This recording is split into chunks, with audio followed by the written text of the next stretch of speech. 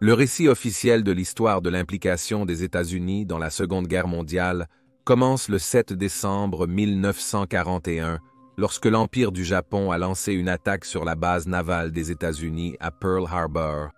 Cependant, si l'on examinait les actions américaines dans la décennie précédant cet événement tristement célèbre, on pourrait soutenir que les États-Unis s'opposaient aux trois puissances de l'Axe, l'Allemagne, l'Italie et le Japon, même avant que l'Allemagne n'envahisse la République de Pologne en 1939. Presque exactement 4 ans avant Pearl Harbor, les artilleurs de la marine américaine à bord de la canonnière USS Panay se sont retrouvés à repousser une attaque d'avions japonais alors qu'ils étaient ancrés à l'extérieur de la ville chinoise de Nanjing. Les ventes d'équipements militaires américains et de matériaux stratégiques au Japon et en Allemagne étaient de plus en plus restreintes, tandis que les diplomates américains s'efforçaient de freiner l'expansion fasciste, alors que la situation en Europe et en Asie se détériorait. Lorsque la guerre a finalement éclaté, de nombreux Américains ont offert leurs services en tant que personnel médical, comme l'ambulance américaine, une organisation en Royaume-Uni qui transportait les civils blessés lors du Blitz à l'hôpital. Pour certains, cependant, ils voulaient prendre une action plus directe contre la tyrannie fasciste. Des pilotes de chasse américains se sont battus pour la force aérienne royale lors de la bataille d'Angleterre dans le cadre de l'escadron Aigle, tandis qu'en République populaire de Chine, les Américains volaient contre les Japonais, en tant que les désormais légendaires Flying Tigers. En mer, la marine américaine a mené une guerre non déclarée contre les sous-marins allemands dans l'Atlantique Nord, tandis que dans le Pacifique, les marins américains et japonais se regardaient avec suspicion en attendant que la guerre éclate. Après Pearl Harbor et la déclaration de guerre subséquente de l'Allemagne nazie, le 11 décembre 1941, les États-Unis ont jeté leur puissant poids industriel, économique et militaire dans la mêlée. Peu d'événements dans l'histoire ont autant galvanisé le peuple américain que l'entrée du pays dans la lutte.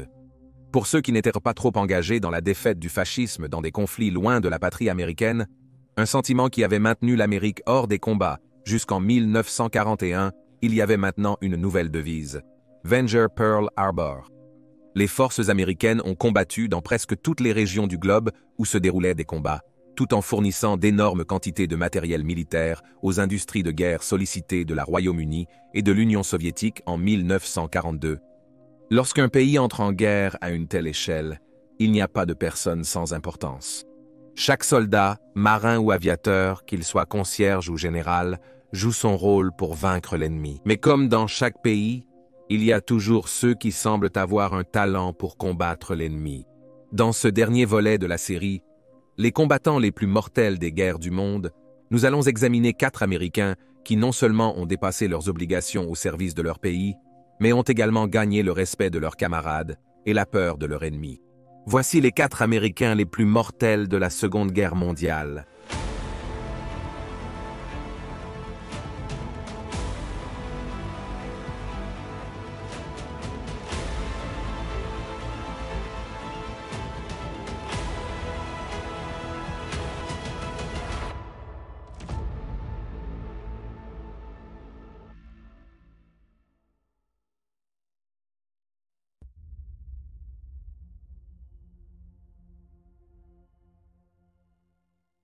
La guerre des chars avait mûri au point de devenir une science exacte. Pendant la Seconde Guerre mondiale, et la victoire dans ce domaine ne pouvait être obtenue qu'en équilibrant 3 facteurs: la capacité du char, la disponibilité du char et la compétence de l'équipage du char. Les Allemands ont produit certains des meilleurs chars de la guerre et des équipages qualifiés pour les utiliser, mais il n'y en avait jamais assez. Pendant ce temps, les Américains ont produit le char généralement compétent mais pas excellent, le M4 Sherman, mais ceux-ci ont été construits en grand nombre et conduits par des équipages bien formés à la fin de la guerre. Combinés avec les chars britanniques, canadiens et soviétiques, il était inévitable que l'armée allemande soit surpassée. Mais alors que des commandants de chars allemands tels que Kurt Nitzbull ont été parés d'un statut presque légendaire pour leur impact dévastateur, cela ne signifie pas que les Alliés n'ont pas produit leurs propres as des chars. Lafayette Greenpool était l'un des jumeaux nés à Odom, Texas, le 23 juillet 1919. Diplômé du lycée en 1938, il a ensuite fréquenté le Collège du Texas des Arts et des Industries à Kingsville, où il a étudié l'ingénierie.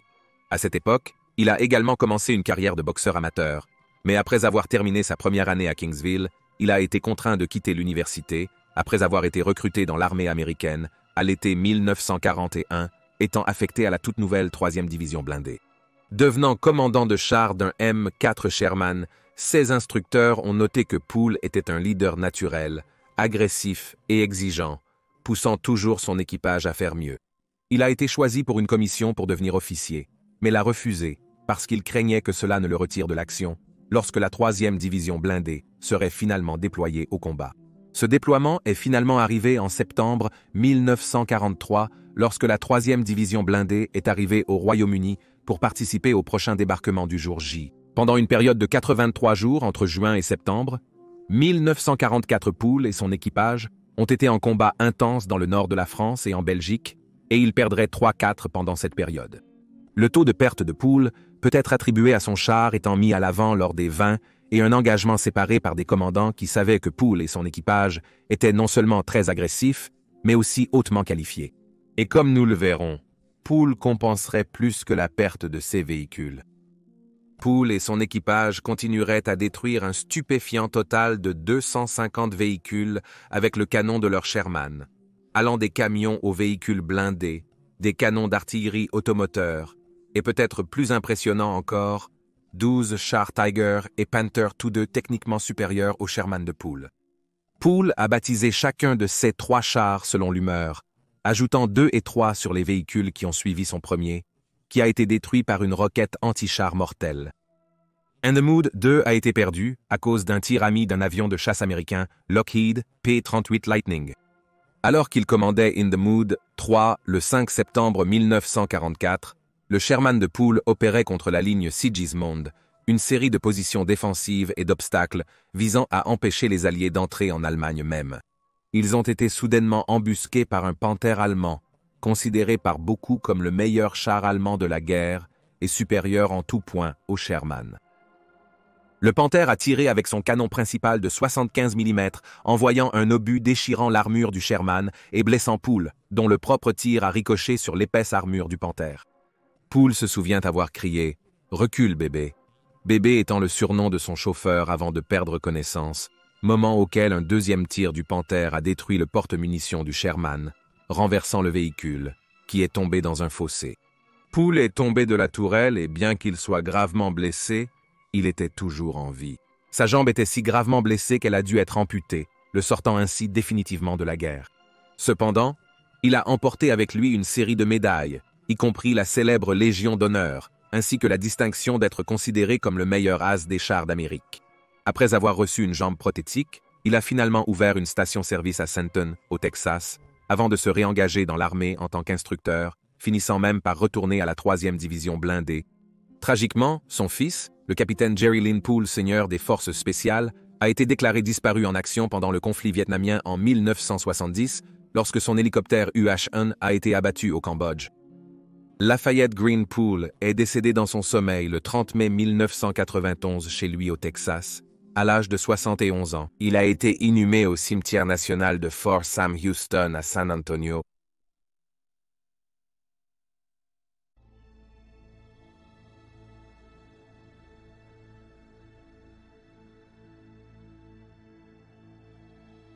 Le 12 juin 1942, le ciel au-dessus de l'emblématique pont du Golden Gate à San Francisco bourdonnait du bruit des chasseurs américains à double moteur, effectuant des acrobaties aériennes qui ont surpris les conducteurs et les spectateurs.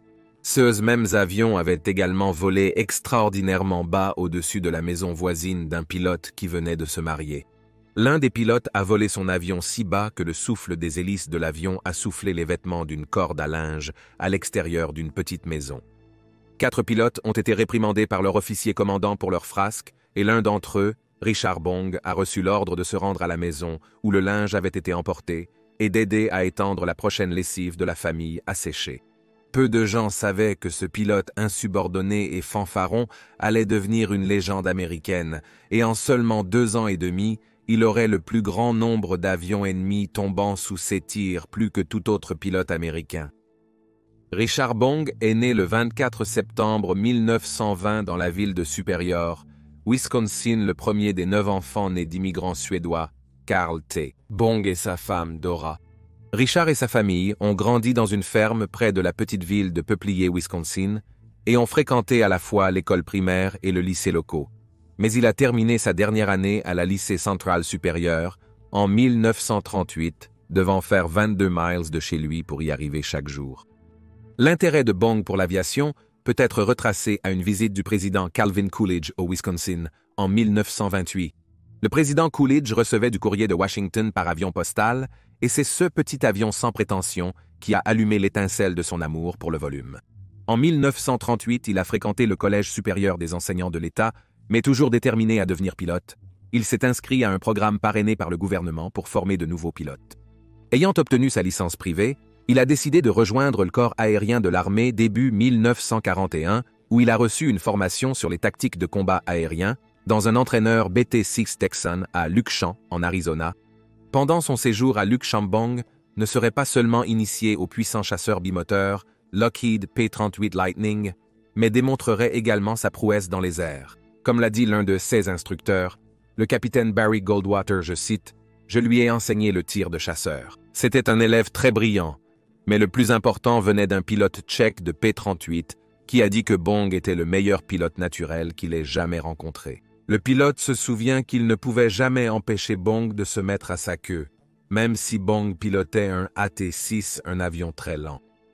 Bong a reçu ses ailes de l'armée presque un mois après l'attaque de Pearl Harbor et comme beaucoup de ses camarades, il s'attendait à être jeté au cœur des combats. Cependant, ses compétences étaient telles que les officiers supérieurs ont décidé de le garder à Lukchamp en tant qu'instructeur. Il y est resté pendant 4 mois avant d'être transféré à Hamilton Field, San Francisco, et c'est ici qu'il s'est retrouvé aux commandes d'un P-38 Lightning, un avion avec lequel il allait bientôt devenir synonyme. Les P-38 peuvent ne pas correspondre à l'image que la plupart des gens ont d'un avion de chasse à moteur à piston de la Seconde Guerre mondiale, avec ses 2 moteurs et sa configuration en boom, mais le P-38 était l'un des avions les plus importants de la guerre. Il n'était pas aussi agile que les types à moteur unique comme le Zero japonais, mais il était rapide et frappait fort grâce à un nez hérissé de canons, et il avait une longue portée, ce qui le rendait idéalement adapté pour escorter les bombardiers. Enfin, en septembre 1942, Bong entrerait dans la mêlée contre l'ennemi dans le théâtre du Pacifique volant depuis Brisbane en Australie, puis Port Moresby en Nouvelle-Guinée, dans le cadre du 9e escadron de chasse du 49e groupe de chasse connu sous le nom de Chevalier volant. Cependant, les P-38 étaient en rupture de stock et il se retrouva donc initialement aux commandes d'un Curtiss P-40 Warhawk jusqu'à leur arrivée. Le 27 décembre 1942, le capitaine Thomas G. Lynch a mené un volume de 12 P-38, dont un piloté par Bong depuis la piste de Schwimmer, pour intercepter une force d'environ 40 chasseurs et bombardiers japonais repérés au-dessus de Buna sur la côte nord de la Nouvelle-Guinée. Les pilotes américains ont fortement pressé leur attaque contre les Japonais, en abattant 12 d'entre eux, dont 2 ont été revendiqués par Bong. Moins de 2 semaines plus tard, son escadron était de nouveau en combat, attaquant un convoi tentant de renforcer les troupes japonaises en Nouvelle-Guinée. Pendant l'attaque, les P-38 ont été engagés par des chasseurs japonais Nakajima Kai-43, ceux que les Alliés ont surnommés Oscar, et 2 d'entre eux sont tombés sous les tirs de Bong. Le jour même, Bong a abattu un autre Oscar CE qui, avec 5 victoires à son actif, signifiait qu'il était officiellement un as. Mais ce n'était que le début d'un impressionnant décompte de victoires. Le 26 juillet 1943, Bong a revendiqué 4 combattants japonais lors d'un combat au-dessus de la ville de Lae, en Papouasie-Nouvelle-Guinée. Il a passé la fin de 1943 en congé aux États-Unis, où il a rencontré et est tombé amoureux de Marjorie Vandal. Et lorsqu'il est retourné au combat, en janvier 1944, il a nommé son avion Margot et a orné son nez avec sa photo. Bientôt, il augmenterait son nombre de victoires aériennes. Et lorsqu'on lui demandait ses tactiques pour réussir, Bong disait qu'il se rapprochait le plus possible de sa cible avant de tirer pour lui donner toute la puissance de feu du P-38. Le 12 avril 1944, Bong revendiquait 2 autres victoires, portant son score à 27 CE, qui signifiait qu'il avait maintenant dépassé le meilleur as américain de la Première Guerre mondiale, Eddie Rickenbacker. Bong est devenu immédiatement une célébrité. Et en moins d'1 mois, il était de retour aux États-Unis pour une tournée de promotion, promouvant la vente d'obligations de guerre. En juillet, il reprit le combat. Et à partir du 10 octobre, lorsqu'il a abattu un autre Oscar et un Nakajima Jun, son décompte augmentait à nouveau. Cela continuera jusqu'au 17 décembre 1944 lorsqu'il a abattu un autre Oscar. C'était sa 40e victoire en combat aérien. Ce mois-là, Bong a reçu la médaille d'honneur du général Douglas MacArthur, sa citation indiquant qu'il continuait à voler en mission de combat, malgré son statut d'instructeur. Il avait alors atteint le grade de commandant, ceux qui l'auraient qualifié pour le commandement d'un escadron, mais il avait continué à monter avec ses hommes pour affronter l'ennemi. En janvier 1945, Bong est rentré chez lui pour continuer son travail de publicité, mettant fin à sa carrière de combat. Cela lui a permis d'épouser Marjorie le 10 février 1945, puis de devenir pilote d'essai affecté à la Lockheed Corporation à Burbank, en Californie. Dans ce nouveau rôle, il a échangé son P-38 contre le nouveau P-80 Shooting Star à réaction.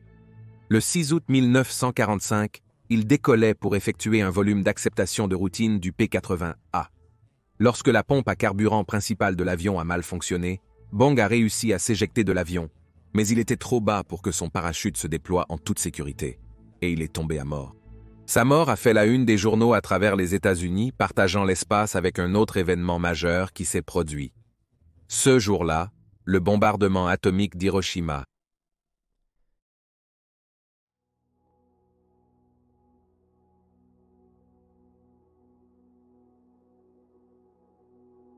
Lorsqu'on discute du sujet de la guerre sous-marine pendant la Seconde Guerre mondiale, la plupart penseront à la menace des U-boats qui a presque affamé la Royaume-Uni jusqu'à la soumission et a coûté la vie à des centaines de milliers de marins alliés. Il est donc facile d'oublier que les Alliés eux-mêmes ont mené une campagne sous-marine efficace, en particulier contre le Japon, qui, comme la Royaume-Uni, était une nation insulaire, dépendante d'un approvisionnement en matériaux à expédier pour maintenir la machine de guerre du pays en marche. Un capitaine de sous-marin de la marine américaine en particulier deviendrait si réussi que son nom serait prononcé dans l'histoire des sous-marins aux côtés des capitaines de U-boats les plus réussis. Son nom était Richard O'Kane. Issu d'une éminente famille irlando-américaine, Richard O'Kane est né à Douvres dans le New Hampshire le 12 février 1911. Déterminé à faire carrière dans la marine américaine, il est diplômé de l'Académie navale américaine à Annapolis en mai 1934, après quoi il a été nommé officier dans la flotte, servant à bord du croiseur USS Chester, puis du destroyer USS Pruitt, avant de se reconvertir pour le service sous-marin en 1938. Il servira à bord du sous-marin USS Argonaut entre 1938 et 1942 période, pendant laquelle l'Amérique était fermement engagée dans la lutte contre le Japon. Au début de 1942, il est transféré au sous-marin nouvellement achevé USS Wahoo, prenant le rôle d'officier exécutif, étant le second après le capitaine. Sous le commandement du lieutenant-commandant Marvin Kennedy, le Wahoo a entrepris sa première patrouille de guerre le 23 août 1943, patrouillant à l'ouest de Micronésie en Nouvelle-Guinée.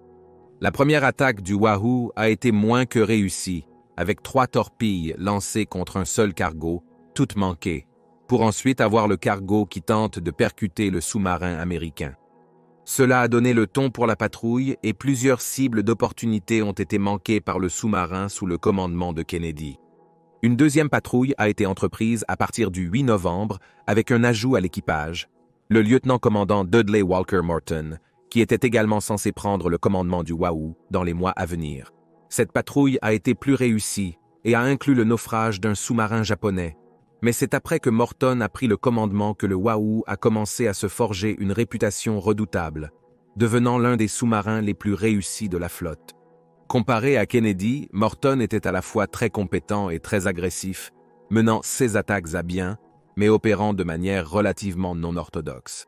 Le capitaine manipulait généralement le périscope et dirigeait l'attaque à partir de sa vision, mais Morton le trouvait limitatif. Au lieu de cela, il planifiait et calculait l'attaque en utilisant ses cartes avec les informations fournies par O'Kane qui manipulait le périscope. Cela a donné à O'Kane une grande expérience dans la conduite d'attaque, et il n'a pas fallu longtemps avant que son expérience soit nécessaire ailleurs. En juillet 1943, O'Kane était prévu pour prendre le commandement du nouveau USS Tang, qui est devenu opérationnel. Le 15 octobre 1943, juste 5 jours après la disparition du USS Wahoo dans la mer du Japon. On a découvert que le sous-marin avait été touché par une bombe d'un avion japonais. C'était en fait la deuxième fois qu'O'Kane était transféré d'un navire avant qu'il ne soit perdu, car son premier sous-marin, l'USS Argonaut a été coulée le 10 janvier 1943 par des destroyers japonais. Maintenant, avec un sous-marin à lui, O'Kane a pu appliquer tout ce qu'il avait appris de Morton et ajouter un peu de sa propre créativité dans la conduite des opérations. Le 17 février 1944, le Tang a revendiqué sa première victime lorsque O'Kane a attaqué un convoi japonais près de la chaîne d'îles Mariana. À partir de 1500 yards, O'Kane a lancé 3 torpilles dans le Gotenmaru de près de 7000 tonnes. Au cours des jours suivants, utilisant le mauvais temps comme couverture, O'Kane et l'équipage du Tang ont mené plusieurs attaques réussies sur la marine marchande japonaise. À la fin de sa première patrouille, le Tang avait épuisé ses 24 torpilles, dont 16 avaient atteint la cible. Après cette première patrouille, O'Kane a entrepris des missions de recherche et de sauvetage entre les îles Paolao et le golfe de Davao, avant de commencer une patrouille de combat très réussie le 8 juin 1944. Le 24 juin, alors qu'il opérait au sud-ouest de Kagoshima, O'Kane a détecté un convoi de 6 grands navires gardés par jusqu'à 16 escortes. O'Kane a tiré une salve de 3 torpilles sur l'un des navires, puis a tiré une salve similaire sur une deuxième cible. Entendant des explosions indiquant des impacts, O'Kane a supposé qu'il avait coulé 2 navires, mais une analyse d'après-guerre montre qu'il en a en réalité coulé 2 fois plus. Plus tard, lors de la patrouille, le 30 juin, O'Kane a tiré une seule torpille sur le navire de transport, Nikinmaru le coupant en 2 et tuant environ 3200 soldats japonais qui étaient à bord. Terminant la patrouille avec 8 navires prétendument coulés, bien que le total réel était de 10, l'équipage de l'USS Tang a reçu une citation présidentielle pour leurs actions. Le 24 septembre 1944, O'Kane commandait l'USS Tang lors de sa 5e patrouille dans le détroit de Formose et plus de navires japonais seraient envoyés au fond par le sous-marin sous son commandement. Le 24 octobre, O'Kane a coulé un pétrolier pour voir également exploser un destroyer d'escorte à proximité, dont la cause reste encore incertaine à ce jour. Soit l'une de ces torpilles a manqué la cible et a frappé le destroyer à la place, soit le pétrolier en explosion a détruit le navire, soit dans le feu défensif japonais frénétique, il a eu la malchance d'être frappé par des tirs amis. Sous O'Kane, l'USS Tang était maintenant le sous-marin le plus réussi de l'histoire des États-Unis, ayant coulé 33 navires ennemis. Cependant, la chance de Tang a tourné tôt le lendemain matin. En tirant sa dernière torpille, l'arme a mal fonctionné et est revenue sur le sous-marin américain. O'Kane a tenté d'éviter la torpille, mais elle a frappé près de l'arrière du sous-marin, qui a commencé à couler rapidement. 9 hommes, dont O'Kane, ont réussi à s'échapper avant que le sous-marin ne touche le fond et ont été rapidement récupérés par les Japonais. Ils ont été confrontés à des survivants de leur propre attaque de la veille, qui ont commencé à les battre sans merci. Passant le reste de la guerre dans un camp de prisonniers de guerre, à sa libération, O'Kane a reçu la médaille d'honneur pour sa bravoure remarquable. Restant dans la marine après la guerre, il a témoigné lors des procès pour crimes de guerre japonais et est devenu instructeur avant de prendre sa retraite en 1957. Richard O'Kane est décédé de pneumonie le 16 février 1994 à l'âge de 83 ans. Le 23 octobre 1999, la marine américaine a commissionné le destroyer USS O'Kane, baptisé en son honneur.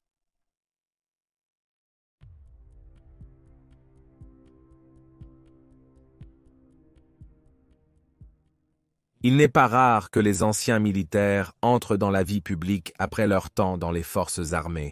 Beaucoup s'impliquent en politique et de nombreux présidents eux-mêmes sont des vétérans de combat, comme John F. Kennedy et George Bush Sr., qui ont tous deux vu le combat pendant la Seconde Guerre mondiale.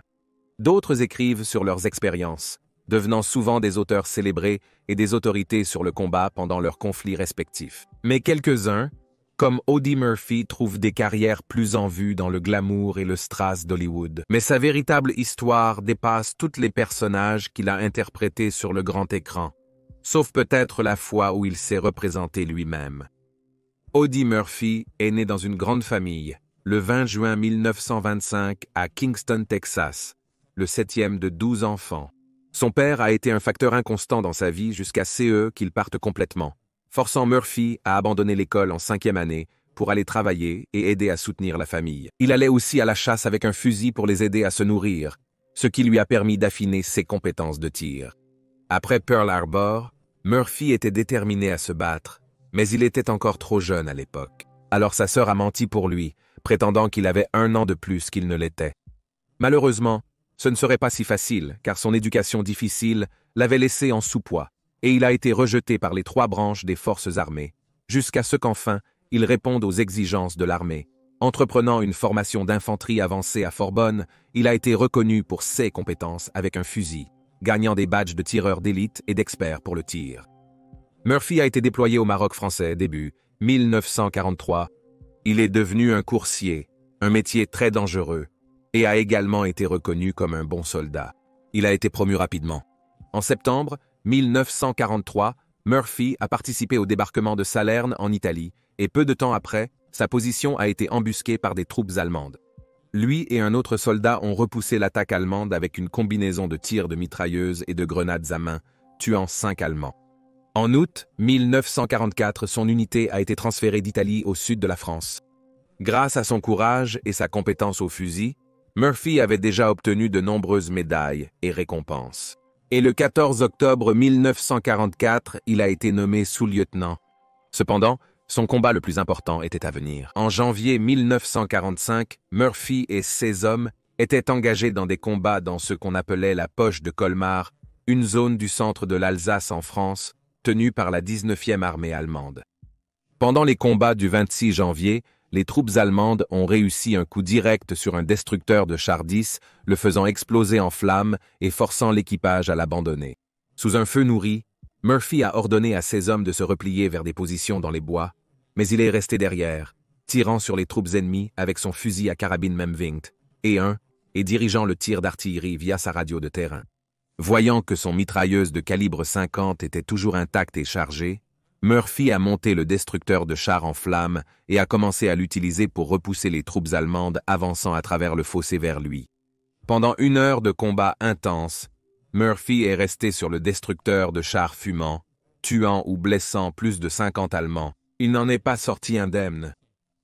Il a été blessé à la jambe, mais n'a arrêté que lorsqu'il a épuisé les munitions pour le fusil de calibre 50. Finalement, abandonnant le M10, Murphy blessé, a rejoint ses hommes pour les commander dans le combat en cours, exigeant que sa blessure soit traitée sur le terrain plutôt qu'à un poste de secours. Pour son courage extraordinaire ce jour-là, Murphy a reçu la médaille d'honneur. Peu de temps après, il a été promu 1er lieutenant et s'est retrouvé au quartier général du régiment pour le reste de la guerre. Alors que la guerre touchait à sa fin, Murphy s'est retrouvé étiqueté comme le soldat le plus décoré de la guerre. Cela, associé à son allure de beau gosse, a fait de lui une célébrité aux États-Unis attirant l'attention du producteur de cinéma, James Cagney. Bien que Murphy et Cagney se soient brouillés avant qu'il n'ait jamais joué dans un film, la balle était déjà en mouvement pour sa carrière d'acteur. Alors qu'en 1949, il a publié son autobiographie « To Hell and Back ». Malgré sa notoriété pour son service militaire, Murphy est devenu l'un des grands acteurs d'Hollywood dans le genre western populaire. Bien qu'il ait eu des réserves, en 1955, il a accepté de jouer son propre rôle dans une adaptation cinématographique de To Hell and Back, qui est devenu le film le plus réussi des Universal Studios jusqu'à ce point. Il a continué à jouer jusqu'en 1969, lorsque sa carrière s'est terminée avec le film, peut-être assez approprié, Un temps pour mourir. Malheureusement, comme beaucoup de ceux qui ont combattu pour leur pays, Murphy a été laissé avec des cicatrices psychologiques de son temps au front. Il a lutté contre le trouble de stress post-traumatique pour le reste de sa vie, quelque chose qu'il a essayé de cacher jusqu'à ce qu'il apprenne que des troupes revenant des guerres de République de Corée et du Vietnam souffraient de conditions similaires aux siennes. Il a donc utilisé sa célébrité pour mettre en lumière les problèmes des anciens combattants. Le 28 mai 1971, Murphy et 5 autres personnes ont été tuées lorsque l'avion privé à bord duquel il volait s'est écrasé sur la montagne Brosse en Virginie par mauvais temps. Les précieux restes ont été récupérés et enterrés au cimetière national d'Arlington. Et voilà les 4 combattants américains les plus grands et les plus redoutés de la Seconde Guerre mondiale. Laissez un commentaire avec vos pensées ci-dessous. Et n'oubliez pas d'aimer cette vidéo et de vous abonner pour soutenir la chaîne. Merci d'avoir regardé et je vous verrai la prochaine fois.